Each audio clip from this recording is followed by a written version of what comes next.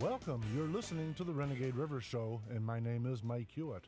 Before we get going with the show today, like always, we're going to offer a quick quote. To compel a person to furnish funds for the propagation of ideas he disbelieves and abhors is sinful and tyrannical. That would be Thomas Jefferson. And with that, I'm pleased and honored to have Zhana Konechi as my guest today.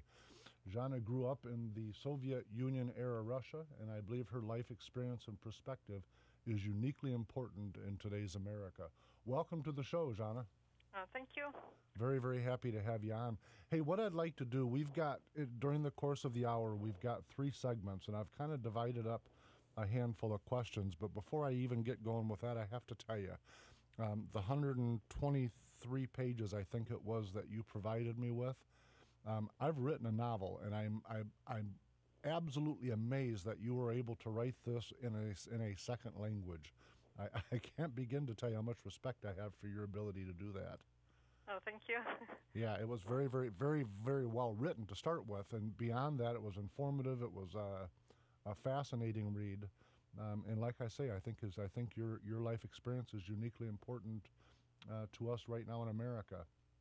Maybe more so now than at any other time in our history. I think it's important. But if I can, let's just walk through some of the things that I was able to pick up from your manuscript. If tell me a little bit about Christmas in the Soviet Union, if you might. Well, we did not celebrate Christmas in the Soviet Union.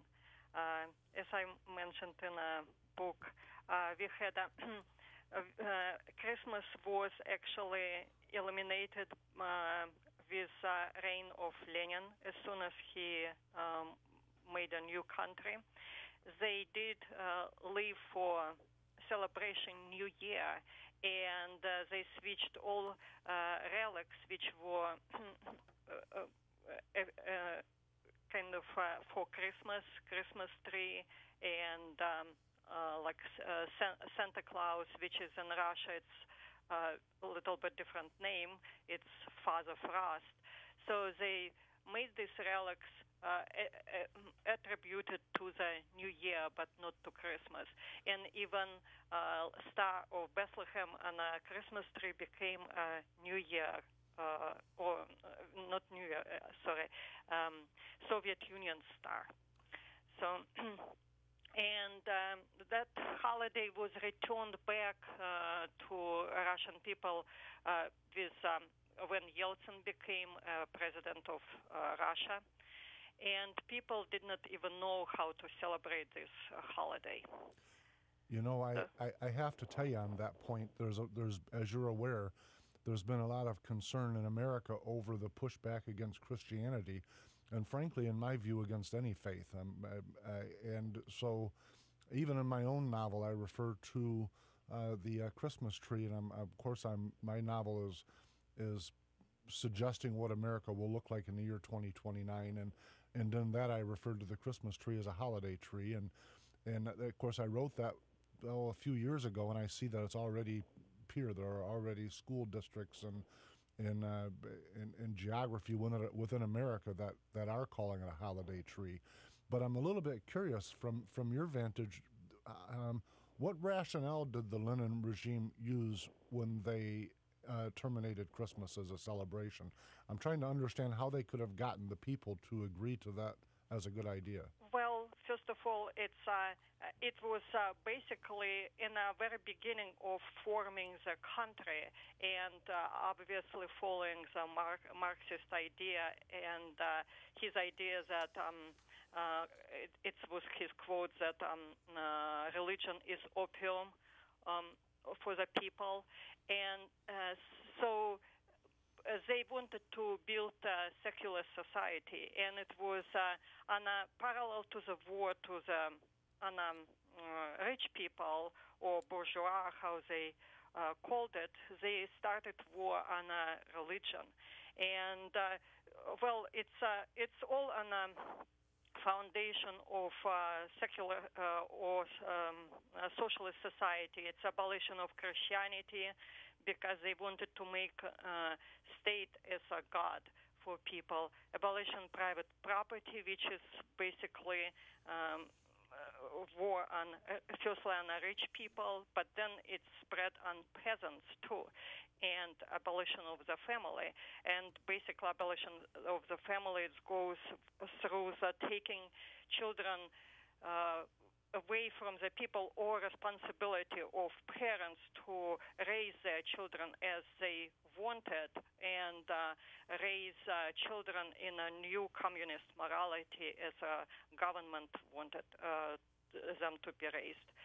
So, and without, obviously, if people are religious, these two other points, as abolition of private property and family, it would not be successful. So, war on religion was very important for them. And it was done with very big ruthlessness, and they killed a lot of priests. They were putting priests in a conditions that they could not get a job or work, and in that period, in early, like 1980s, if you would not work, make a physical labor, basically, you could not get any ration cards, so you would be damned to be basically starved to death. Fascinating. I read in your manuscript that they were not able to end Easter. That made me smile. Right. Well, for some reason, even people knew maybe somehow from their parents and so on about Christmas, they did not celebrate it. But because Easter always fell in a kind of like a Sunday, and maybe it was such a great holiday in the hearts of the people that people just kept the tradition and they celebrated Easter. It's what my father was always fascinated, that they could not kill Easter in the hearts of the people. I have to tell you, from reading through your manuscript, your father sounded like a great man. Yes, he was. Yeah, I found myself smiling often whenever you made reference to him. But he's one of those fellows that could bring inspiration, and I appreciated that part. Tell me, you mentioned in there about small towns, and of course in America, as you're aware now, we have a different view of what a small town is, but I see small towns in the Soviet Union where the way I understood your writing was like third tier in terms of receiving products and right. food supplies. And tell me about that, if you would. Well, it's because everything was centralized and everything was coming from like a dictate from the center. Obviously, center was most important city, and because of all these redistributions of food and clothing and stuff like this, even it's not in a way how they understand here a distribution that it's giving to you. You still were buying all of it. But just because production was on such a low rate because of it was not market economy. So, and it was not provided for benefits of the people, but all economy was basically built up on a dictate of the center.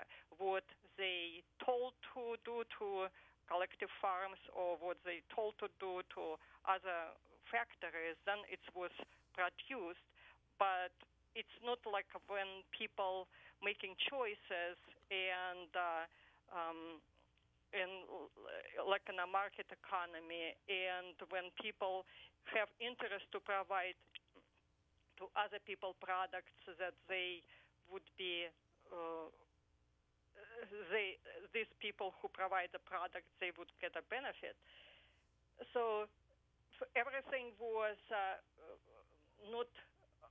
Basically, all products were in deficit because it was centralized economy. And there was no motive. One of the things, right. One of the things I found fascinating that you mentioned is that often the price of products were actually stamped right on the product because the prices didn't change. Right, because again, everything was dictated from the center, and because of that kind of centralized structure, country, of course, the most important cities were those where the main government was located. So Moscow and St. Petersburg.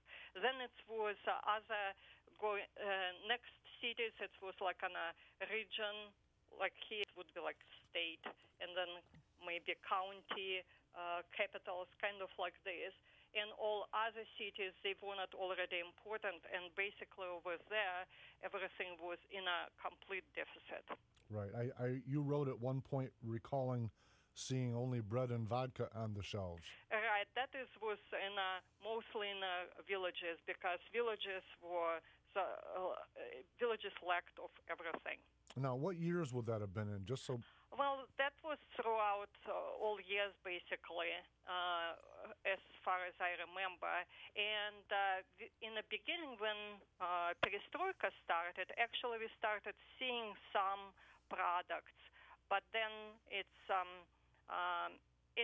again because they did not actually came to the market economy, and as soon as they started this process of that you could open small businesses, and they were probably sorry that it's created some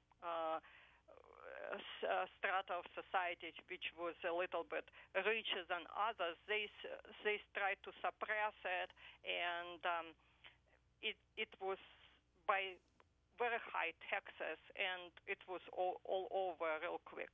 Now, before that, though, the taxes were relatively low because the pay was relatively low, controlled by the central. Is that right? Right, because basically when we worked, we did not. It was not like it's nothing like here. So we worked for salary, and people don't even know how much government took from them, basically. Because it came off the top. Right, because they just were paid by salaries, and salaries were mostly started with lowest salary for beginning of starting your work, and then basically you would get raised with years of experience, and then we saw only one tax taken from our paycheck. It was income tax, which was around 13%. Tell me, changing gears just slightly, tell me about the Children of the Village. That caught my eye. I recognize that from somewhere, actually. Well, it's because again, like I was mentioning, in a communist morality, family basically was also belonged to the government, and they took you could not homeschool children over there. You just could not, because it was prohibited, and all children has to be basically indoctrinated, and also it was done by the forcing all women became employees, because they just could not. Only man, if he worked for family, he would not be able to provide for himself, for his wife, and for children. So women had to go to work that they would be together with on an income, and that made all children be without supervision basically whole day long. And firstly, until the school age, they were going to nurturing schools type, and after they start going to school, and normally they would be finished at 2 o'clock or something like that, their classes, or younger children roll a little bit. Well, it depends on what schedule they were, and they were without any supervision. So all neighbors had an idea they could actually, plus with that idea that it's your duty to have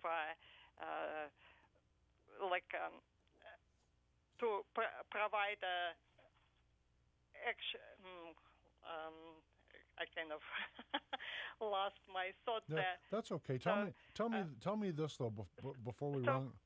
But these neighbors, they could just tell something to children that it's not. You don't do it right or something like this. Here, it would be people would find it very offensive, and they would a lot of probably parents would go to these neighbors and said stop to making my children behave or something like this. So over there, it was just a norm.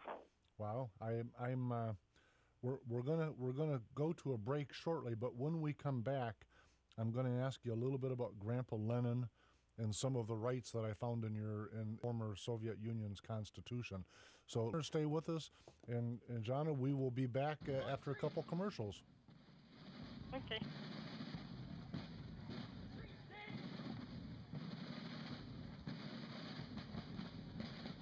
Their passion, a passion for listening to 1,500 live radio stations on their smartphones, a passion to create their own custom stations, a passion for using the perfect 4 feature. Theirs was a passion for iHeartRadio. What should we listen to now, my love? How about all Beatles and Stones?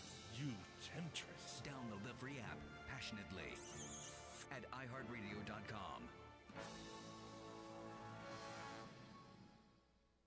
Be a survivor, not a statistic.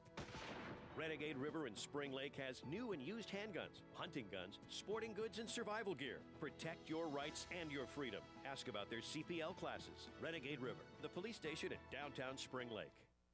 Renegade River in Spring Lake wants to buy your used handguns and hunting guns. Renegade River, your hunting, camping, and survival store. Stop in and check out their new and used firearms, sporting goods, Army and Navy supplies, and survival gear. Downtown Spring Lake, next to the police station. The Talk of Muskegon. News Talk 1090, WKBZ. Well, welcome back. If you're just tuning in, you're listening to the Renegade River Show, and my name is Mike Hewitt. And I am pleased and honored that we have Zana Kanachi on the line with us. Zana, welcome back. Yes, sir. When we left off, I wanted to talk a little bit about Grandpa Lenin. For children, I understood it in the nursery. That was a song that they sung. Did I understand that right? Right. So, well, it was many songs and many poetry attributed to Lenin, yes. Yeah, it seemed like I understand that for most families, although I understand that your mother had the fortune of spending some time with you, but as I understood it, most families would, the children at 3 months old would go off to a nursery school, and then along the path on their way of education, they would learn these, what I consider to be indoctrinal songs like Grandpa Lenin. Right. It's actually it's happened when I was very young, but later on they made to women a special. It's like type of like a. It's not a vacation, but it's like leave after the birth of the child from their work, and they could stay at home with the children for 3 years. So that's like a maternity leave that we would call it here. Right. Now, the way I understood it, the reason that the Soviet Union did that was because of the very high loss of life or mortality rate of newborn. Right? Mm-hmm. Yep, I found that fascinating. And along with that, the way I was Grandpa Lenin's, was usually the celebration of Lenin's birthday, or what we in America call Earth Day. Right. I thought I heard you laugh a little bit. Actually, just years ago when our daughter Lena came from school, And she was all excited, and suddenly she said to me that it was Earth Day, and on the 22nd of April, I was just almost fell off my chair because she did not know that because she came in United States when she was very young, and so she did not remember, obviously, that. But we celebrated all the time Lenin's birthday on April 22nd, and on a day of when Earth Day was formed in 1970, it was 100th anniversary of Lenin's birthday. Exactly. So, and I was just very surprised about it, and I was making some researches, and it seems most of all they think about it as a just conspiratorial theory, because, but in my opinion, it's too much of the coincidence. I'll tell you this.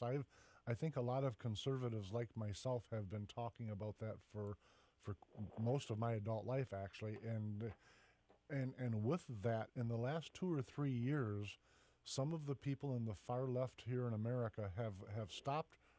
Frankly, teachers is who I'm talking about, have gotten now where they'll still call it Earth Day, but on Lenin's birthday, they'll also talk about what a great leader Lenin was, right in our public schools here in the United States. And so on that, I wanted to ask, what was your impression of Lenin? Well, my impression was obviously changed throughout the years because in the beginning, when we were all indoctrinated, I had very big respect to Lenin. And then one day, my uncle, he said to me, first of all, he mentioned about death of the Tsar's family, which was not known in the Soviet Union. And then also about ruthlessness of Lenin and civil war. And I kind of firstly rejected his opinion and thought that it's something he's not right. But then I start thinking about it, and especially in our later years when we had more documents available about his what cruelties were happening in the beginning of starting of the country. It's just was fascinated to me that they tried to cover it up all these years and focus all everything on about ruthlessness of the socialism on Stalin. And I understand why it's going on, because a lot of people think that it's not socialism is bad. It's just some people who become ruthless leaders, they are bad. And if only people who are righteous would be in leaders of the socialism, it's a perfectly good system, but it's not. It has very big flaws from the very beginning. It seems like everyone who ever promotes socialism acknowledges its flaws in the past, but always blames it on the leadership. It was just the wrong leaders that did that. And of course, we know that to me, when I look at socialism, it's a human spirit killer. That's kind of how I see it. Exactly, because if its whole system is built up on corruption and lies, and it forces people to become corrupt and liars. And if in the United States, basically, corruption is optional, because you either want to do it, or you can actually live very decent life without corrupting yourself and be successful, whereas in Russia you could not. One of the things I want to make sure that we get to during this segment is, well, two things. First off, I want to talk about perestroika, but before I get to that, I know that you were still in the Soviet Union when it dissolved on December 26th of 1991. And I'm very curious as what the citizens of the Soviet Union, did you have advance warning that it was getting ready to be dissolved, or was it a surprise? Or tell me what the thoughts were about that, about the Soviet Union dissolving. Are you talking already when it was broke? Soviet Union broke in three republics, basically. Yes, exactly. Russia, Belarus, and right. No more Soviet Union. It just became republics. Well, I think people took it painfully, but well. And most of people, it's like, imperial mindset that if it's all country, all united, it would be much better. And right now we're losing our country. But then it was done and it was done. But I think Yeltsin actually did it just to become, to get the power, because after that he became automatically president of Russia, where before that it was Gorbachev was president of Soviet Union, and when it broke up, Gorbachev became president basically of no country. Right. Yep, I remember that being in the news. I'm curious, this is a little bit of a self-serving question, but what was the citizens of the Soviet Union's view of Ronald Reagan through that period of time? Well, it's probably split. My opinion was very great. When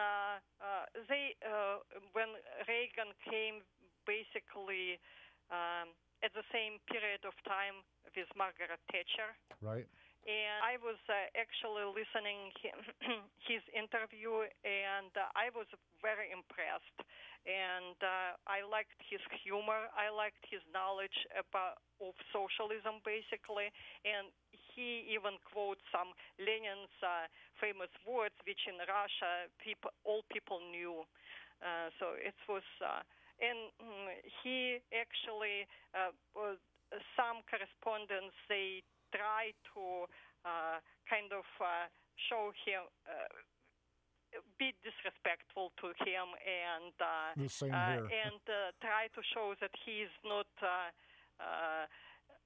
intelligent enough, basically. But it's turned completely opposite way. Same thing was about Margaret Thatcher, because you probably know that it was from Soviet Union. They called her Iron Lady. Right. And they called her Iron Lady because of this that Falkland. I'm not. Yeah, Falkland Islands. Sure. Right, yep. Islands. Just after that event, and in the Soviet Union, she was presented as a very basically cruel leader. And when she came and started talking and giving interviews, she was very charming, very feminine, and very intelligent. And when after interview, and our reporters, they were really rude to her and tried to interrupt her and did not let her finish her sentences. And when we came back to work, I remember on the next day after interview, all women at our work, they just were in love with Margaret Thatcher, were very impressed with her, no matter what the government was telling about her. I like that. That makes me smile. Tell me something. You use the word in your manuscript. You use the word apparatus often. Right. Tell me what you're describing and what that significance of the word apparatus is to you. Well, basically, it's a centralized government, because everything was going from the center, and center dictated to back to other people everything. It was going. Some directives were passing to the basically region leaders, and region leaders passed it to other directors of the factories or directors of the collective farms. So that is called apparatus, basically. One of the things I found fascinating using your or reading your manuscript is a lot of words that you use to describe the Soviet Union, for instance, the word collective, have really become popular in the United States within the last 15 or 20 years. And frankly, I find the similarity a little bit alarming about the nature of our country now. But along with this, one of the things I wanted to make sure to you about is mild tyranny. So I think we're talking about Brezhnev. Right. If you would tell me a little bit about how you see mild tyranny.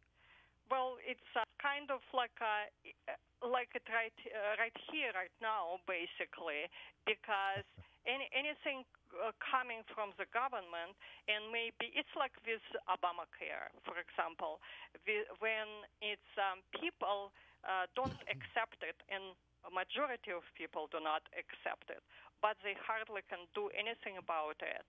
And what really actually discusses me sometimes that right now many of the, like I hear some commercials and they start teaching people how to play along with Obamacare and how start adapting to the systems that they would not lose much, but they could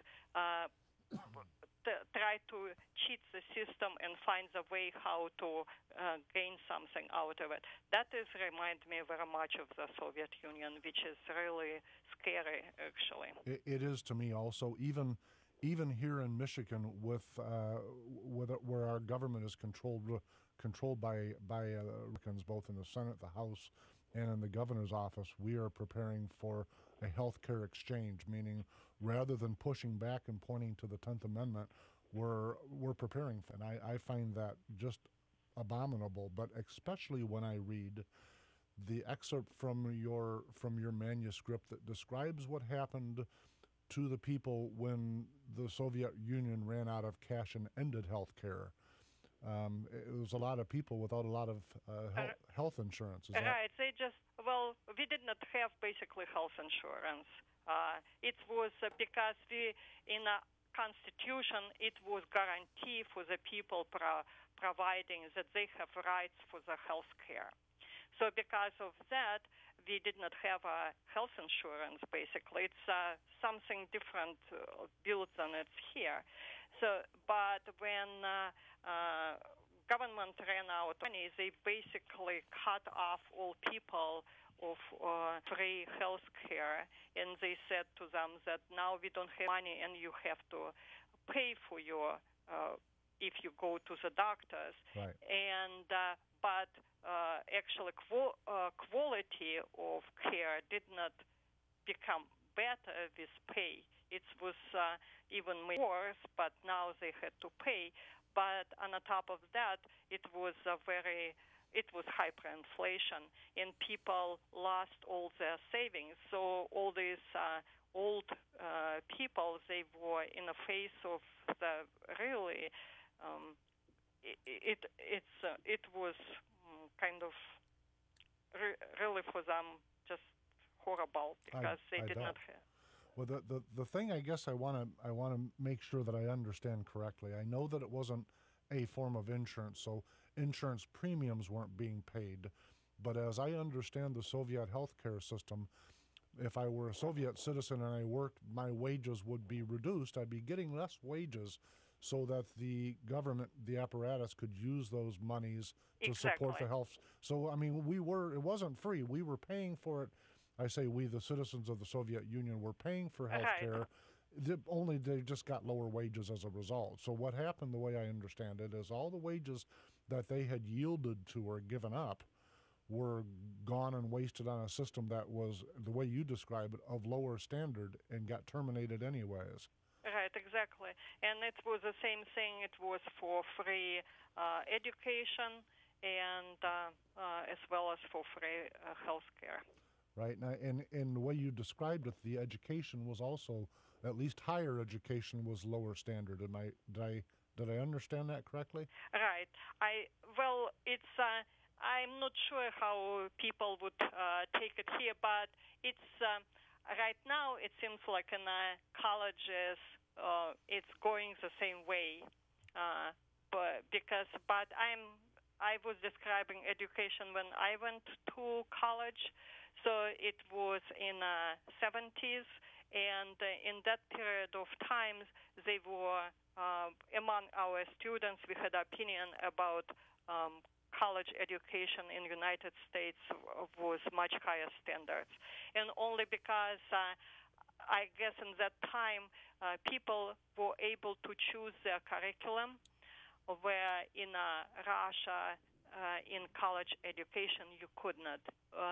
If you choose just faculty, you go to study. It's kind of major, and you choose it in the very beginning when you're just entering college. And after that, all curriculum already chosen for you, and you study what they would classes you. And obviously, it was also it was a lot of subjects also connected with. We had to study philosophy, which was materialistic philosophy, and we had to study history of the communism. It was history of communism. It was some nation. What we need to do though is I've got to take us to break, and if you would hang on when we come back, when it's. Alarmed by plus has a report. Renegade River and Lake wants to buy your used handguns and hunting guns. Renegade Rival Shop out survival gear downtown next to the police. Be a statistic. Spring guns, sporting goods, and survival gear. Protect your and your freedom. Ask about EPL classes. Renegade next to the police at Spring Lake. Evidence that the Syrians have used chemical weapons begs the question: the Israeli president red or not? When we send thousands of innocent by a regime. Officials weary of repeated invasion in Iraq are looking for more evidence of weapons. Makers such as Senator there's evidence to warrant arming the rebels and enacting an I zone. The family wants to know the Boston bomber brothers their training. The pressure goes back to Pakistan, Afghanistan devices. Lead believe that there was a trainer. And the question is, where is that trainer or trainers? GOP Representative Mike McCall of Texas and Fox News Sunday. Fox News, we report. You just.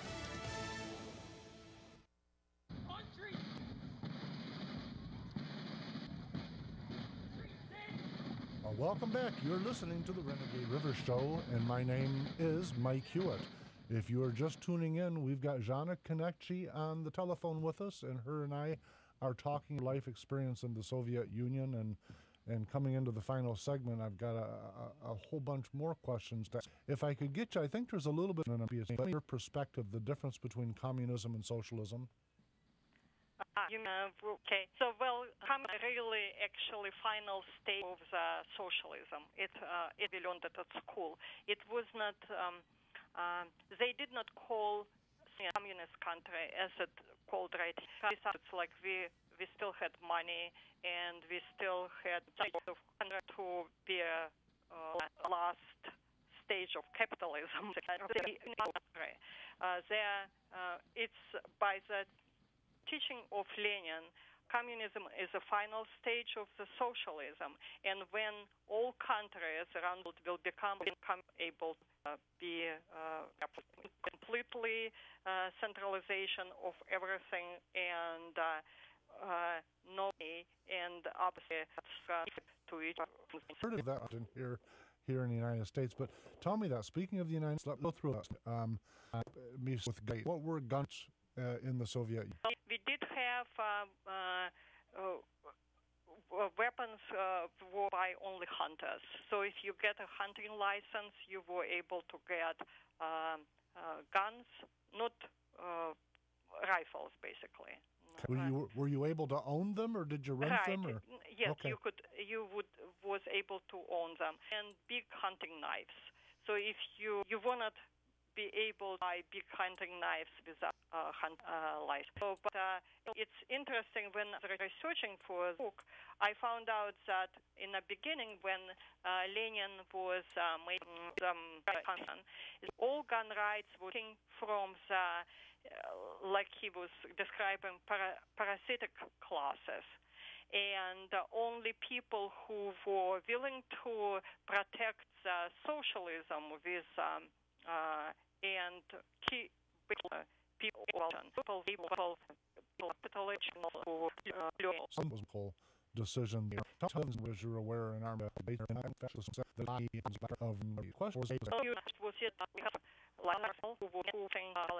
but I got to tell you, the reason I'm asking, and this is my kind of paint, but a significant portion of the gay community in the United States tends to be hard left, social remote nature of government. And I find that fascinating because I can't find any example of a socialist government contemporarily or in history that were friendly to the gay community or a gay individual. Right. I'm flashed if they're promoting that will in the end hurt them. Right. Well, I guess that with media the same way, because right now they're promoting socialism, which is what it was happening actually in very beginning of just pre-socialist Russia and Tsar Russia. Basically, revolution was done by the intellectuals. They were helping very much by money, by their means of the like media and publications and so on, by their influence. But then they were first who was basically executed. So, and it's fascinating right here too. It's the same way goes that right now many intellectuals promote socialism, and I always look at it and I'm listening, and I'm thinking, did they learn anything from history? Because they will be first who will be out. Yeah, they're not very concerned with history because, like we said earlier, it seems like each group of socialists think that they're the right people and the other people that did it wrong was the people's fault and not the ideology. But tell me something. The SCU is turning over. And people, and you could have, but I'm talking. So now I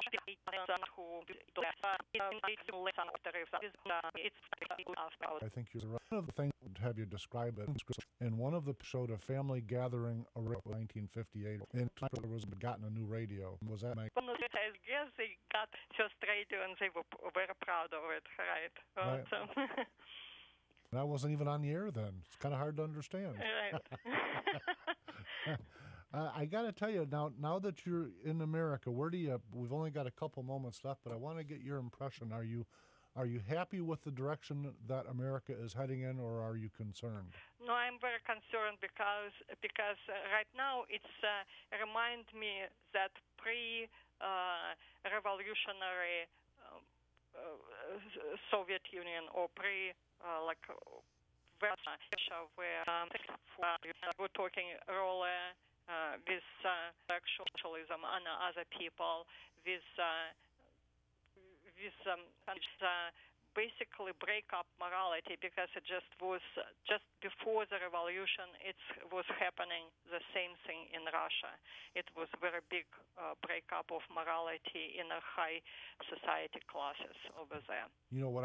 One of the things I found a lot fascinating, but one of the things that were specific in the manuscript is where you demonstrated the Constitution of the Soviet Union in comparison to the Constitution of the United States. And while the Constitution of the Soviet Union certainly offered the people certain rights like education in 1977, an amendment, etc., what I found fascinating was that the Soviet Constitution gave, my interpretation was, and tell me if I'm wrong, but it gave the central government pretty supreme authority, whereas our Constitution here, its sole purpose is to limit the government rather than the people. It seems like in the beginning you have ideas that it's basically almost the same, but when you start thinking about it, because in United States Constitution does not subscribe to people's rights.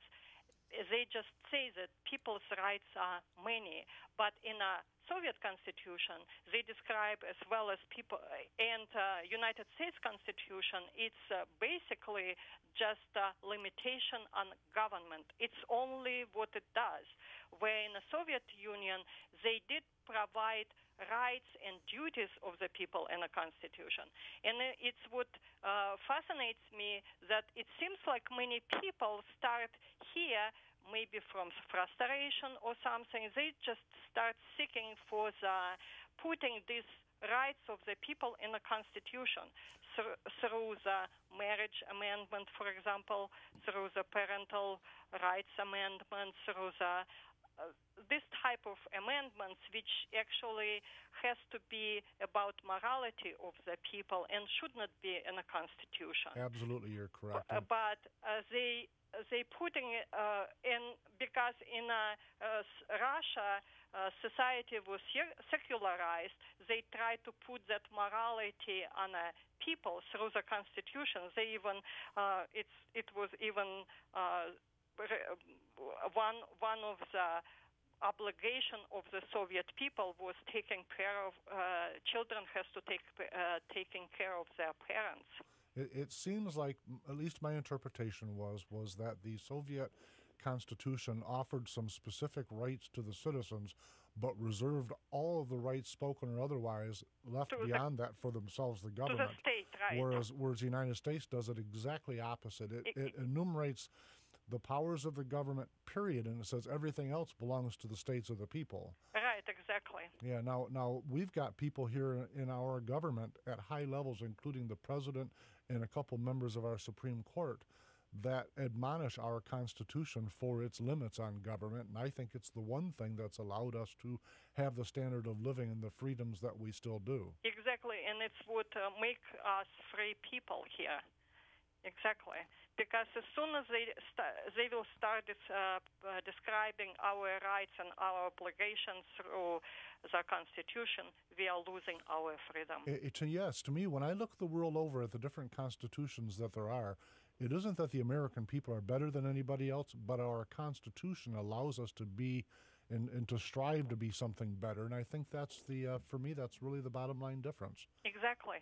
And it's providing United States citizens with the freedom. It's what it does. Right. Now I got to tell you, we're almost out of time. But before we do, I know that you and your husband Peter Kenichi have written a book. Is there a place that our listeners could find it? Yes. Yes. We can.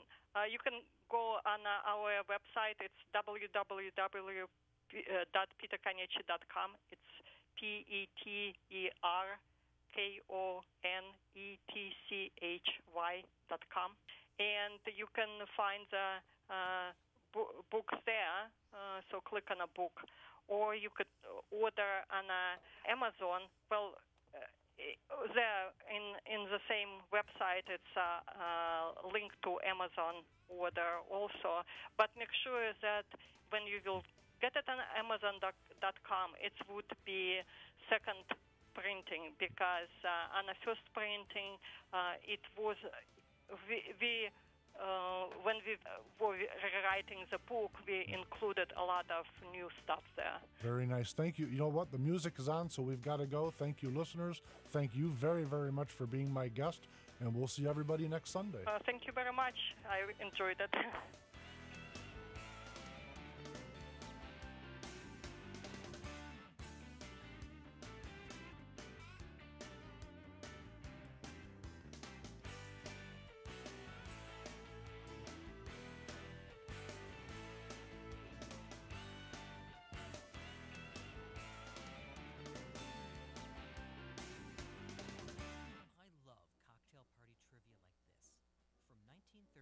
To 1942, there was an undersea post office in the Bahamas. Fortunately, Radio Juniper always has a smart and interesting guest to help offset my lack of knowledge about things that actually matter. Tune to Radio Juniper every Wednesday morning at 9 on News Talk 1090 WKBZ to learn some important stuff and some not so important stuff. Guess which ingredient I'm adding to the soup? Jim is 38. Mortgage, married, 3 great kids. He wants to protect his family with a $500,000 term life insurance policy. What do you think it'll cost him? $100 a month? 60? 40? Actually, none of the above. Jim is in excellent health and can get a 10-year, $500,000 policy through SelectQuote for $19 a month. Jim's wife, Deidre, 36, and also in great health, can get a 10-year, $500,000